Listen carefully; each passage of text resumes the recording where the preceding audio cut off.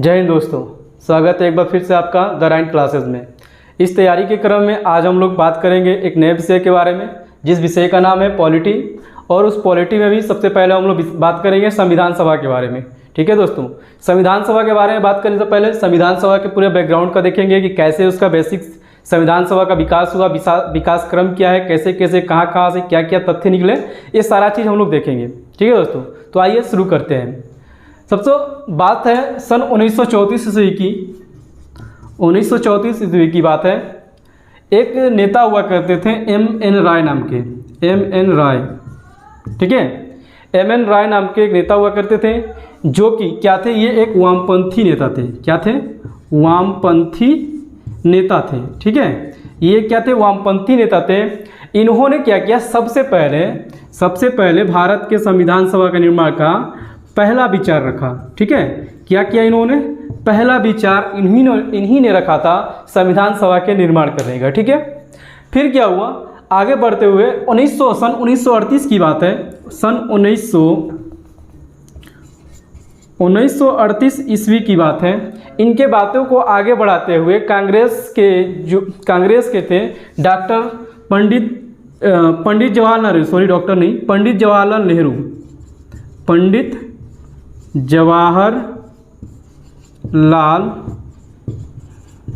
नेहरू ने भी दोहराया सन 1938 ईस्वी में कि भारत में एक संविधान सभा का गठन होना चाहिए, और उस संविधान सभा का गठन एक वयस्क मतानुसार के आधार पर होना चाहिए। यानी वयस्क मतानुसार का क्या है मतलब कि 18 साल के ऊपर के लोगों द्वारा उस चुनाव में भाग लेना चाहिए।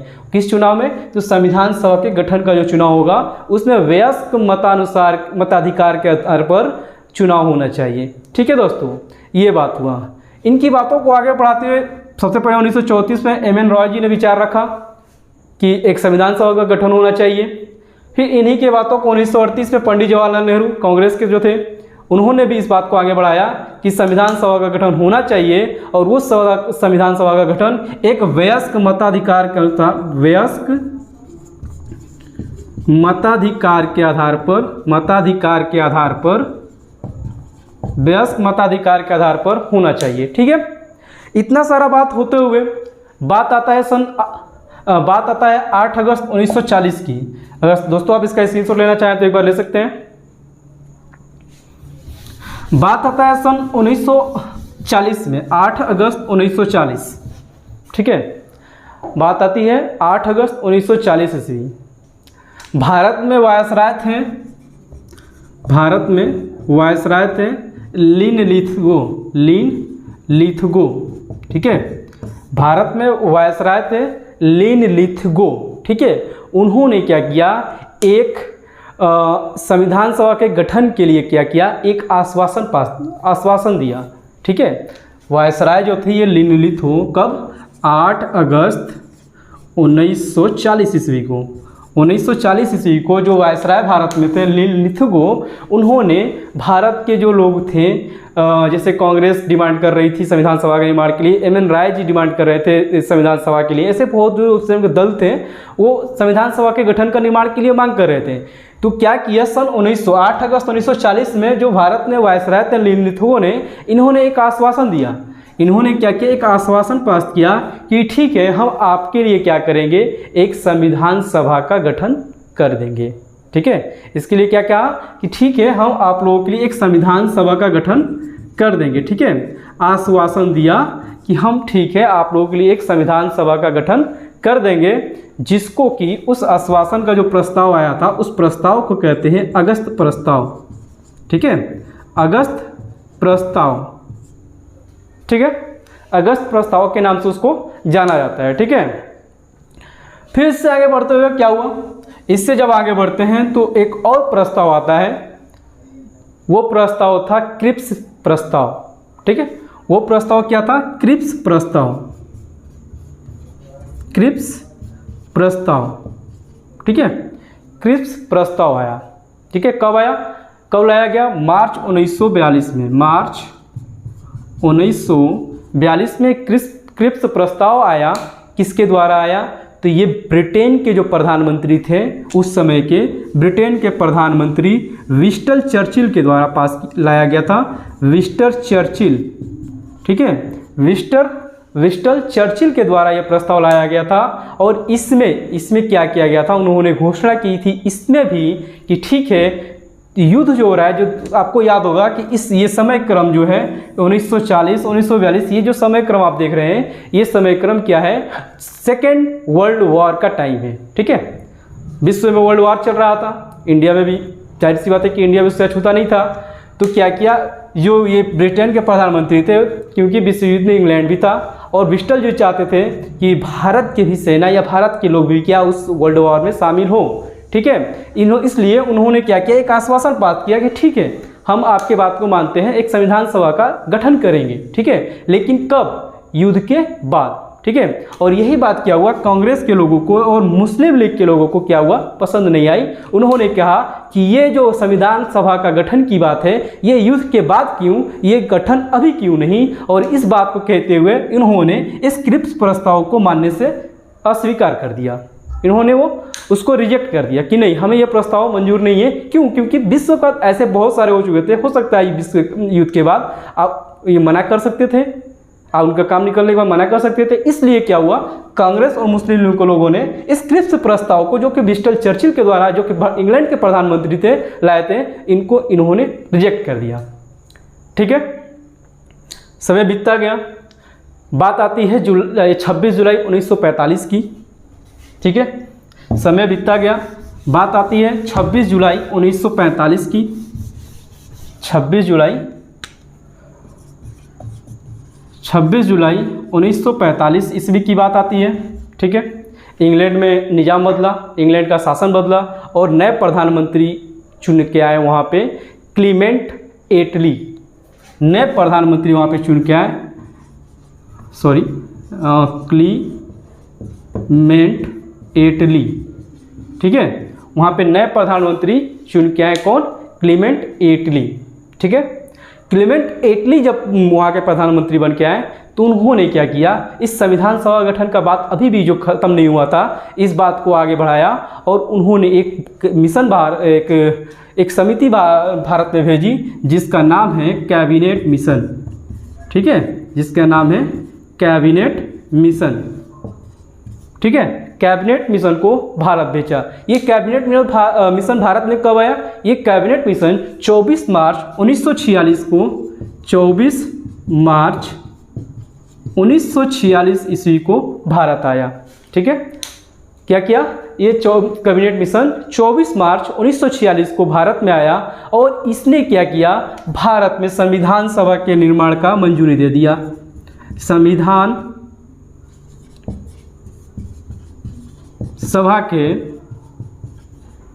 गठन का मंजूरी दे दिया। ठीक है, कैबिनेट मिशन क्या किया, भारत में संविधान सभा के गठन की मंजूरी दे दी।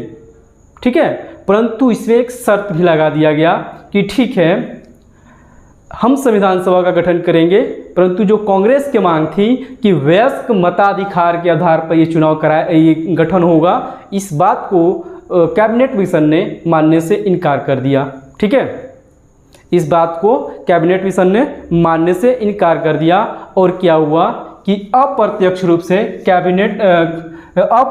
से संविधान सभा का आगे चल के चुनाव कराया गया। ठीक है, लेकिन परंतु उससे पहले क्या हुआ कि प्रस्ताव में एक और बात रखा गया था कि जो संविधान सभा का गठन होगा, संविधान सभा का जो गठन होगा,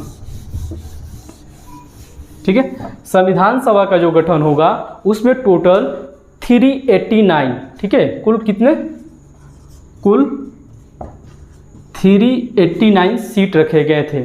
ठीक है, संविधान सभा के गठन के लिए क्या, कुल 389 यानी 389 सीट रखे गए थे, जिसको कि दो भागों में विभाजित किया गया था। इस 389 सीट को दो भागों में विभाजित किया गया था। एक था ब्रिटिश भारत के राज्य, एक था ब्रिटिश भारत यानी ब्रिटिश भारत का प्रांत, और एक था देसी रियासत। ठीक है, ब्रिटिश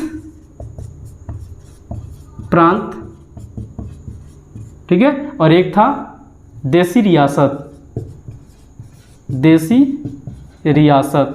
ठीक है, ब्रिटिश प्रांत यानी जहाँ पे इंग्लैंड का शासन था, देसी रियासत जहाँ राजा महाराजाओं का शासन था कहने मात्र के लिए। ठीक है, इस ब्रिटिश प्रांत को भी दो भागों में विभाजित किया गया था। एक था गवर्नर का प्रांत और दूसरा था मुख्य आयुक्त का प्रांत। ठीक है, दूसरा क्या था? मुख्य आयुक्त का प्रांत। ठीक है, ब्रिटिश प्रांत कितने भागों में विभाजित था? दो भागों में विभाजित था। एक था गवर्नर का प्रांत, एक था आयुक्त का प्रांत। गवर्नर के प्रांत थे कुल टोटल 11 और मुख्य आयुक्त के प्रांत थे टोटल 4। ठीक है, ये 389 जो सीट थे, इनमें से ब्रिटिश प्रांत को मिला था 296 सीट। ठीक है, और देसी रियासत को मिला था 93 सीट। ठीक है, इतना सीटों में बंटवारा हुआ था। फिर ये जो 296 सीटें हैं, इसमें से गवर्नर के प्रांत को मिला था 292 सीट और मुख्य आयुक्त के प्रांत को मिला था ओनली 4 सीट। ठीक है, इस तरह से सीटों का सब बंटवारा हो गया।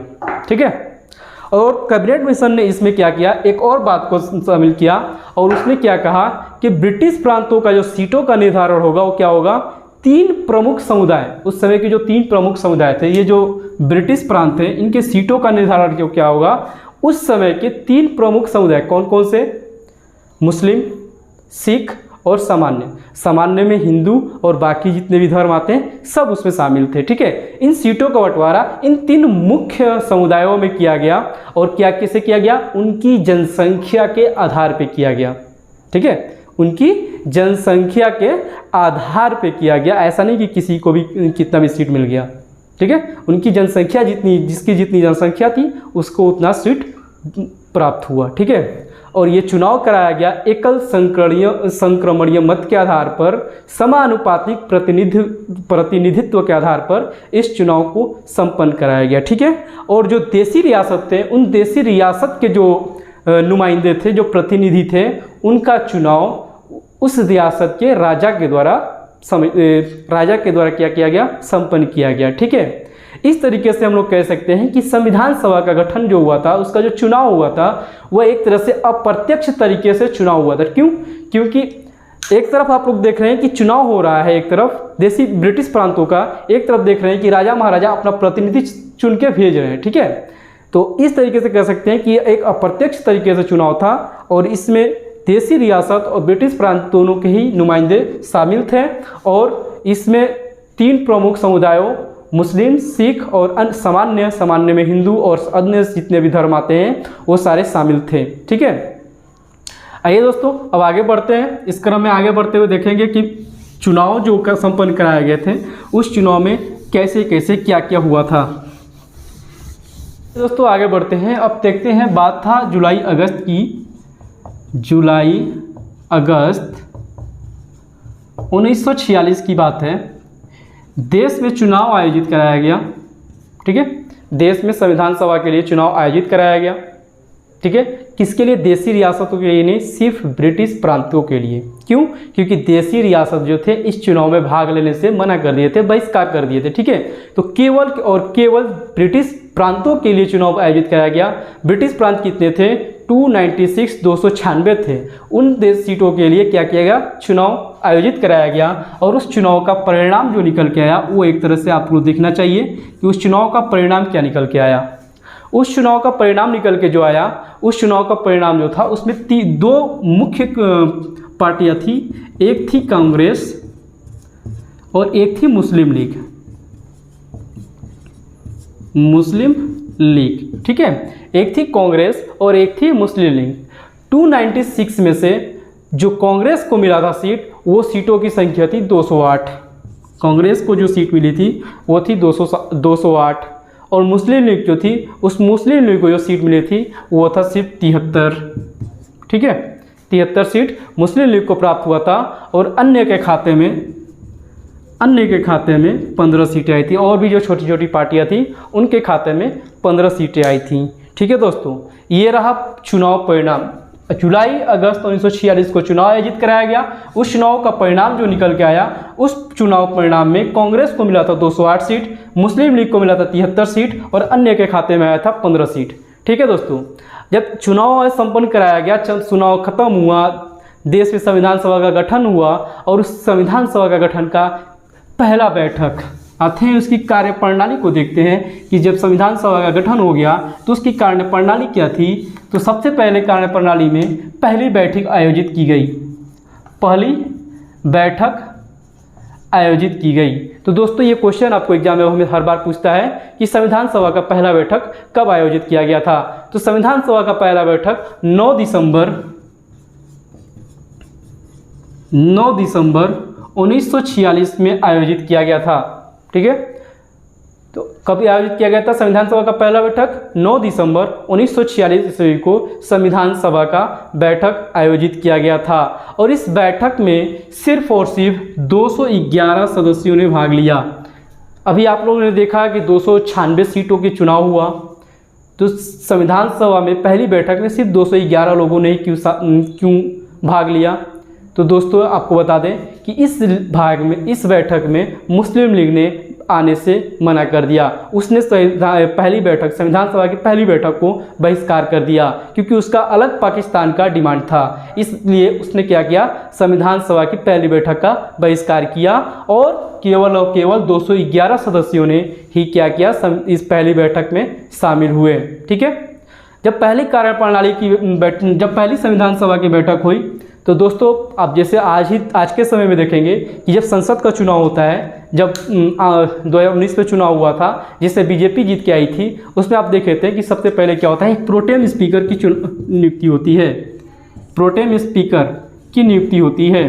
ठीक है, और ये प्रोटेम स्पीकर क्या करता है, उस संसद में स्पीकर का चुनाव कराता है। उसी तरह उस चुनाव में संविधान सभा के गठन के समय भी क्या हुआ, फ्रांस के तर्ज पर, ठीक है, फ्रांस के तर्ज पर डॉक्टर सच्चिदानंद सिन्हा जी को क्या किया गया, अस्थाई अध्यक्ष चुना गया। ठीक है, अस्थाई अध्यक्ष डॉक्टर सच्चिदानंद सिन्हा। ठीक है, तो आपसे क्वेश्चन पूछ सकता है कि संविधान सभा के पहले अस्थायी अध्यक्ष कौन थे, तो डॉक्टर सच्चिदानंद सिन्हा। इनको किस तर्ज पर चुना गया, तो इनको फ्रांस के तर्ज पर चुना गया था और ये उस संविधान सभा के सबसे वरिष्ठतम सदस्य थे। ठीक है, ये कौन थे, ये उस संविधान सभा के सबसे वरिष्ठतम सदस्य थे। ठीक है, इस आधार पर डॉक्टर सच्चिदानंद सिन्हा जी को क्या हुआ, संविधान सभा का अस्थायी अध्यक्ष नियुक्त किया गया और फिर जाकर आगे चलकर अध्यक्ष का चुनाव किया गया। ठीक, अध्यक्ष का चुनाव किया गया और अध्यक्ष जो बने थे वो थे हमारे पहले प्रधानमंत्री पहले राष्ट्रपति डॉक्टर राजेंद्र प्रसाद। इन्हीं को क्या किया था, उस संविधान सभा का पहला अध्यक्ष नियुक्त किया गया था, जो थे डॉक्टर राजेंद्र प्रसाद। ठीक है, तो आपसे क्वेश्चन पूछ सकता है कि संविधान सभा का पहला अध्यक्ष कौन था, तो डॉक्टर राजेंद्र प्रसाद। और साथ ही साथ इसके साथ ही दो अन्य लोगों को क्या किया गया था, उपाध्यक्ष नियुक्त किया गया था। उपाध्यक्ष कितने थे, उपाध्यक्ष 2 थे। कौन कौन थे, तो एक उपाध्यक्ष थे डॉक्टर HC मुखर्जी। ठीक है, एक उपाध्यक्ष कौन थे, डॉक्टर HC मुखर्जी। कौन थे, डॉक्टर HC मुखर्जी। और दूसरा उपाध्यक्ष थे VT कृष्णामाचारी। VT कृष्णामाचारी। इन 2 लोगों को संविधान सभा का उपाध्यक्ष नियुक्त किया गया था। ठीक है दोस्तों, आगे बढ़ते हैं। संविधान सभा का अध्यक्ष उपाध्यक्ष का चुनाव हो गया, तो फिर क्या हुआ, पंडित जवाहरलाल नेहरू जी क्या किए, 13 दिसंबर 1946 को संविधान सभा में 13 दिसंबर 1946 को संविधान सभा में उद्देश्य प्रस्ताव प्रस्तुत किए। उद्देश्य प्रस्ताव लाएं, कब लाएं, 13 दिसंबर 1946 को उद्देश्य प्रस्ताव संविधान सभा में प्रस्तुत किए और इस सभा को 22 जनवरी 1947 को कब 22 जनवरी 1947 को सर्वसम्मति से स्वीकार कर लिया गया। ठीक है दोस्तों, तो ये रहा संविधान सभा का विकास, कैसे कैसे संविधान सभा का विकास हुआ और कैसे इसके चुनाव संपन्न कराए गए, किसने कितनी सीटें पाई, किसको अस्थायी अध्यक्ष चुना गया, किसको अध्यक्ष चुना गया, इन सब के बारे में। दोस्तों इस वीडियो को यहीं पे समाप्त करते हैं, क्योंकि वीडियो की ड्यूरेशन कुछ लंबी हो जाएगी, इसलिए वीडियो को यहीं पे समाप्त करते हैं। दोस्तों आप इसको अगर वीडियो आपको पसंद आए तो आप वीडियो को लाइक करें, कमेंट करें और चैनल को सब्सक्राइब करना ना भूलें। और अगर आपको कुछ सुझाव हो तो आप कमेंट में इस सुझाव को भी शामिल कर सकते हैं। धन्यवाद। जय।